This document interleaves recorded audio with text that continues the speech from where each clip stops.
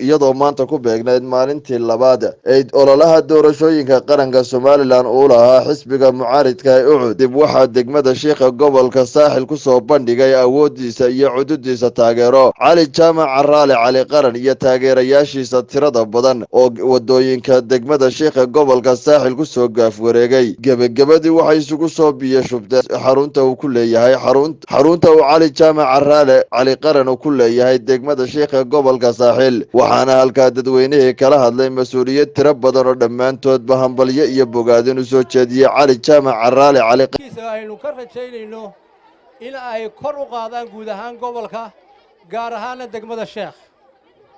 Cali Qaran wuxuu ka mid yahay dhalinyarada uu xusbigu idin soo xulay ee labeenta u ah gobolka Saaxil buu ka mid yahay. doonaya inaan iskoor halkan maanta ka sheego. marka hore anigu waxaan ahay horta xisbiga kulmiye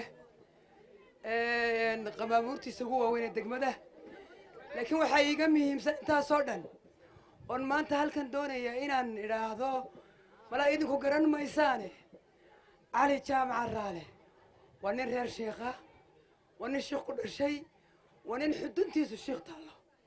hadduu maanta noqon waayo xildhibaanka Sheekh ugu codka badan marka berbera laga tago idinka isreebay. Somaliland ha noolaato, xusbiga UCUD ha guulaysto, xusbiga UCUD ha guulaysto, taageerayaasha Cali ha guulaystaan, taageerayaasha Cali ee guuraynaya galab caraabaya ha guulaysteen. intaa ka bacdi waa maalintii labaad ee xusbiga UCUD ee barnaamijka ay u lahaayeen taageerayaasha Cali Jaamac Caraale waa maalintoodii labaad. waxay u guuraynayaan ee u galab caraabayaan ee saqda dhexe u soconayaan inay codka siiyaan Cali. sow sidaa maaha in badan baynu soo shaqaynaynay, waqtigii aynu shaqaynaynay waxaynugu hadhay, waxaynu joognaa maanta 26kii, waxaynugu hadhay 31kana waa la codaynayaa.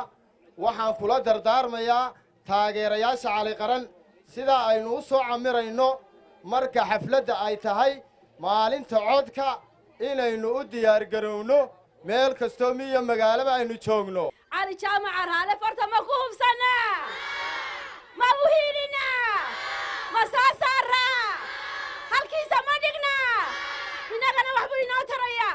hadhow waynu ku hiranaynaa, hadhow waxaynu odhanaa wax noo qabta noo qabo. Cali Jaamac Caraale ma u hiilinaa.